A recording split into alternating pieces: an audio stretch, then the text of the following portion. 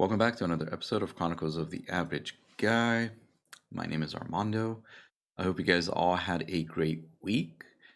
Mine was very hectic, so to speak, and we'll get into that. We're going to talk about the weekend. We're going to talk about the NFL, sports, also sports entertainment. I did say a while back I want to do something in regards to wrestling. Didn't know there was so much wrestling to digest. And then I'm going to give you guys a update on my book reading or lack thereof.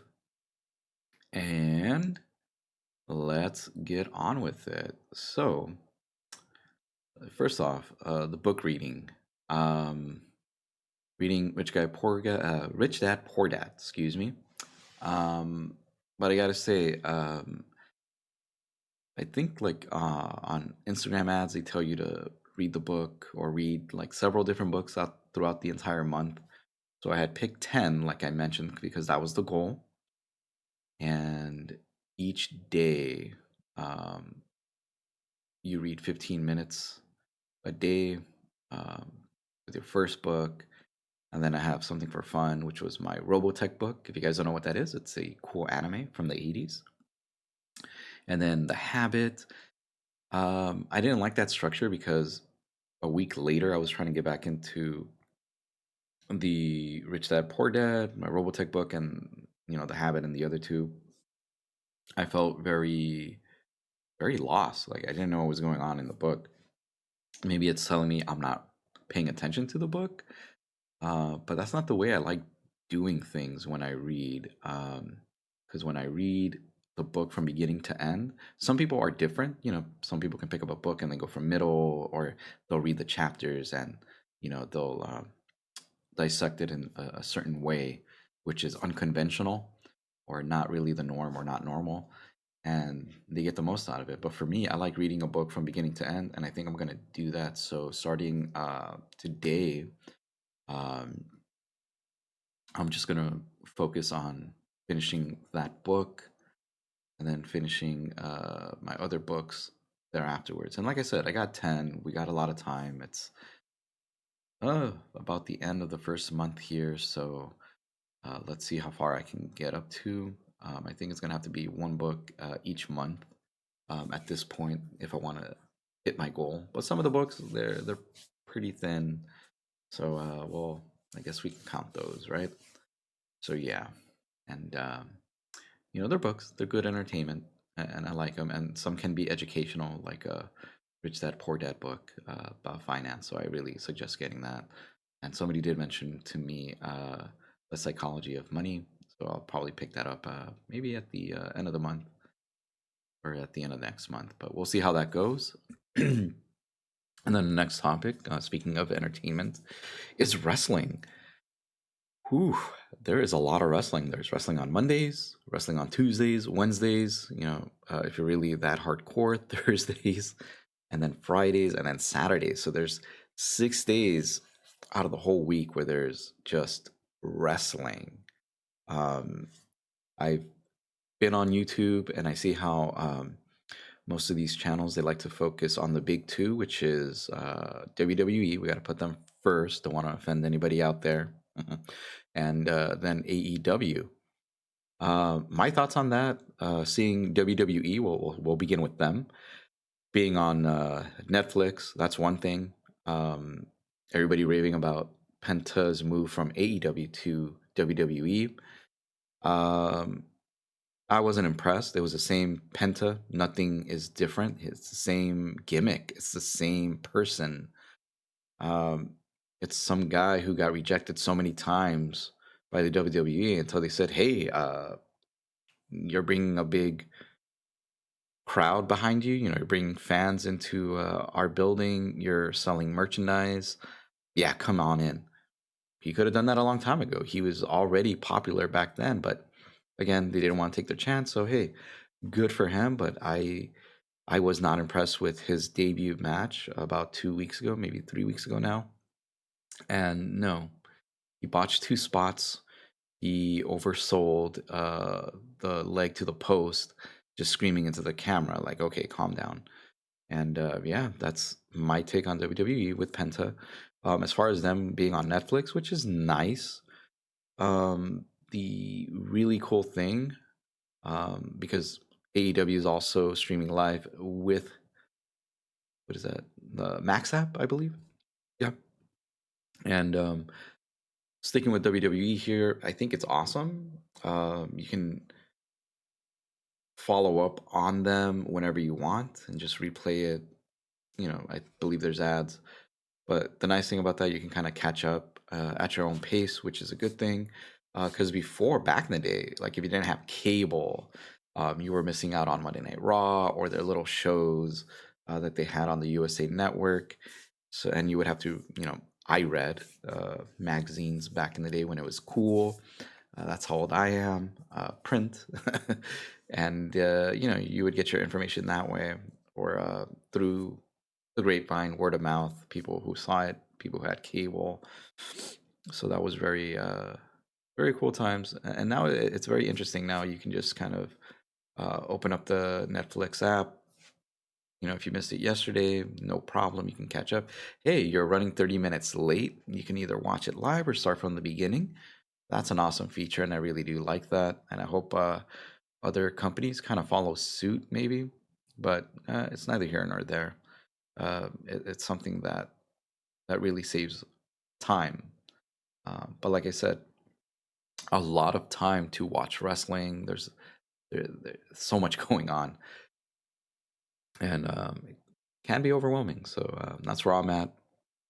I got to figure out if I want to do each and every one of those wrestling programs, 6 out of the 7 days, and then just maybe, like I said, weekend wrestling. Maybe do it every Sunday. Record Saturday night and just do it Sunday.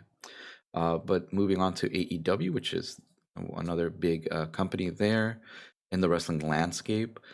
They are with Cinemax or Max, the Max app, and it's similar to Netflix. You can watch live or start from the beginning and kind of move back and forth in the timeline to get to the live action.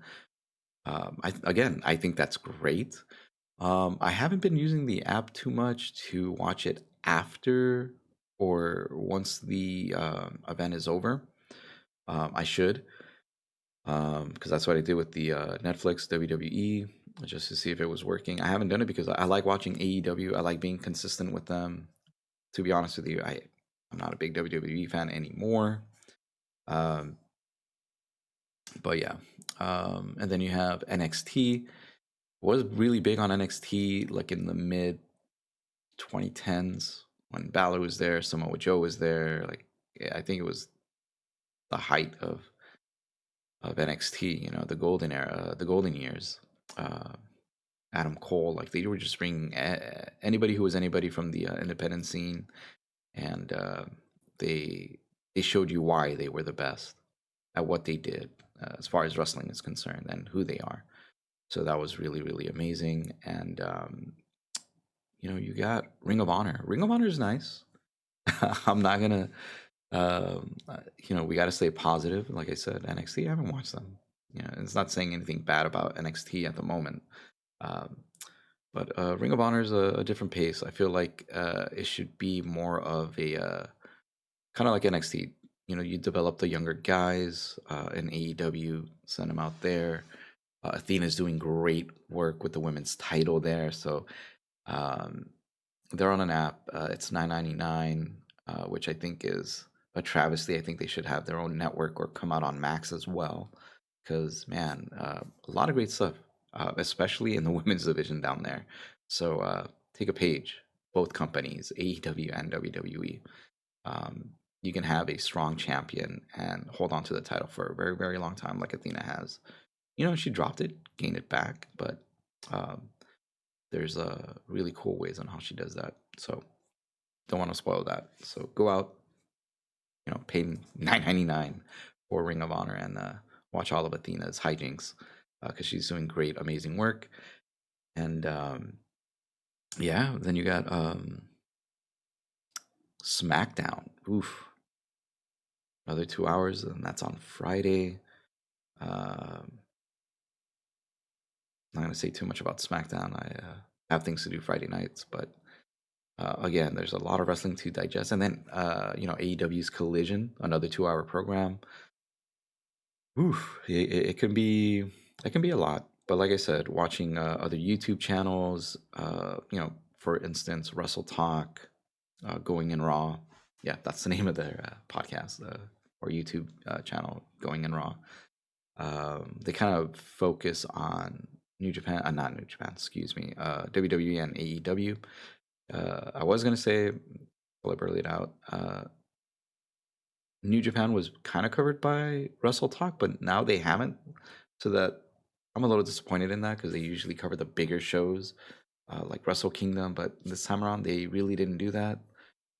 It might be on their paid subscription service, um, but from what I've been noticing, they really haven't talked too much about that. I think I think they're drinking the WWE juice, where it's just WWE's up here, AEW, whatever. Yeah. So again, you see, even it's not only me, but like they've mentioned before in the past that it's a lot of wrestling to digest. So I think they're just cutting off of certain things, but they really love their WWE. Um, and then Going in Raw, similar format. They'll review Monday Night Raw once it's done. They'll give their take and their opinions on that, which is awesome. And they too did New Japan Pro Wrestling for a bit, and then Pro WWE, and then they'll do AEW. But now it's just those two, and then everything else is just like okay, maybe.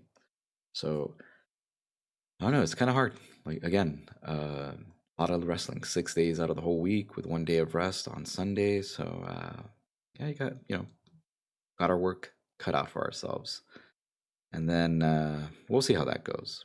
And in 2 weeks, we got the Super Bowl. 2 weeks. So if you're an Eagles fan, great. My wife's an Eagles fan, so and my brother-in-law, so they're probably stoked that not probably they are stoked that their team made it to the Super Bowl. They're going to be going up against the Kansas City Chiefs, Taylor Swift team. I don't know about that, guys. It's completely rigged. I was watching the AFC Championship game. Horrible ball placement for the Buffalo Bills on that 4th-and-1 call, questionable, where Josh Allen tries to do the quarterback sneak. Clearly crosses the line, and then they push the ball back, or they don't even review the goddamn play anymore. And then what is interesting to me in the game, this call, and I don't have a football on me, but I have a Jevin. So we're going to pretend Jevin's the football. And Jevin, we're going to use that screen as the floor. The ball touches the ground, and they still gave it to the Kansas City Chiefs. The rulebook says if any part of the ball touches the ground, it's an incomplete pass. You got to have your hand tucked underneath to prevent it from hitting the grass or the ground to make it a viable catch. Now you can see plain as day the ball hitting the ground, and the refs called that a catch. Wow. And that was bullshit because it led to a touchdown for the Kansas City Chiefs. And those points, those 7 points, were big because I believe they won by like what, 3 points or something like that. I forgot the score because it was total bullshit. Excuse my language here, but yeah. And the last play of the game, which was so funny, I thought we were gonna get like either a holding call against the Chiefs, pass interference, a late hit, which was a late hit, and I'm gonna explain that in a little bit. But the last play of the game, Josh Allen runs back. He kind of throws the ball like in desperation. So Kincaid, their tight end, I believe his first name is Austin Kincaid. Could be wrong. Not a Bills fan. But their tight end, dives for the ball. And before he makes that dive, you just see on the bottom of your corner of your screen, you guys can go back, it says flag. Okay? Flag. Kincaid, it bounces off his forearm. game is over, but you see a replay in the back, or you see a live shot, and they're not moving, but then you see like a lineman hugging some other guy crying, like a little girl from the Chiefs side, and the flag disappears. No explanation, no nothing for like maybe a minute or two. He threw it by accident. You threw it by accident, and it took you like 2 minutes to make that decision. You see how rigged this shit is? And then also, Josh Allen goes up in the air. Defensive tackle from the Chiefs picks him up and throws him to the floor. If you throw a quarterback with that intent, apparently, that is a pass interference. I mean, not pass interference, excuse me. That is roughing the passer. Roughing the passer. And he did go all the way, and he dove into him. This is rigged. All I'm going to say is that the Kansas City Chiefs' popularity is all thanks to Taylor Swift, the crazy Mahomes family, and Psycho Travis Kelce. And it's to nobody's surprise that they will win. Like I said, I was talking about wrestling, how that's a form of entertainment. Well, this is another type of entertainment that's actually rigged, hardcore, and it pisses off a lot of people betting money on this. They'll end up winning, and a lot of people are speculating that Travis Kelce will retire after this third victory of the Super Bowl, and the Chiefs will be the first NFL team, and I believe in NFL history, to win 3 in a row. Could have been the Bills back in the 90s, but they lost 4 in a row. But yeah, and they're saying that he's going to propose to her. Who knows? Fact of the matter is, they're going to have the Kansas City Chiefs win yet again, and the audacity of the NFL officials saying, like, we don't see any issues with us, quote unquote, helping the Chiefs win the games. We don't see that. Yeah, right. They're not being transparent with their viewers here, or with the game, because you can clearly see they want a certain team to make it, and that's the Kansas City Chiefs. So hopefully, after this debacle, this charade of BS, maybe we can get teams who play normally, or maybe we can get an NFL that'll play like as it should, with rules in place, and having the players dictate the outcome of a football game by playing the game. Not just the sales, not just the numbers. The NFL is greedy, just like every other business. They want to expand, they want to grow, and they want that revenue at the end of the year. They want to see how much money they can take.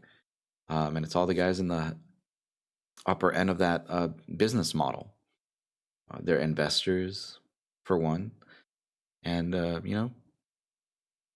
if you want to be against that, or if you want to show them where it hurts, then stop buying their goddamn jerseys. Stop buying their tops, or I don't even know what it's, Fleer Ultra cards. Just stop buying anything NFL related, because it's ridiculous. Let the Swifties buy that. All right, everybody. Well, that's the time I got. I don't want to go on a rant. Maybe I did, so apologize. You guys have a great week. I know I'll have a great week. Again, thinking about this wrestling thing. Not sure if I want to keep doing that. It's a lot to digest. And in 2 weeks, we're going to have the Super Bowl. So if you have a preference on who's going to win, if you want to shoot out a comment, there you go. If not, that's fine. I will catch you guys on the next one. And until then, do good, be good, do no harm to others. I'll catch you guys next week.